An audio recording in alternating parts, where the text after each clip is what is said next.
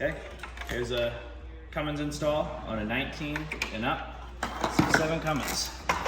So, you're gonna wanna come in here, locate the fuel pressure sensor, which is right there underneath this little harness loom where the black foam insulation is.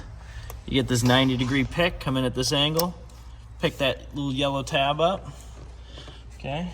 And then you're gonna wanna, you can apply a little bit of pressure with your finger and then just tug on the wires, comes right out. Real easy. And then take the other factory harness, the module harness, and you plug it into the factory connector. Then you take the connector from the factory harness, plug it into this side. Yep, make sure it snaps, give a good tug on both sides. Then you're gonna wanna come over to the map sensor right there. Just unplug it.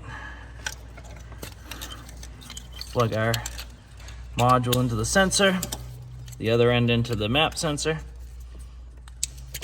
Make sure they snap. Good. Snug. Take these wires, tuck them up out of the way.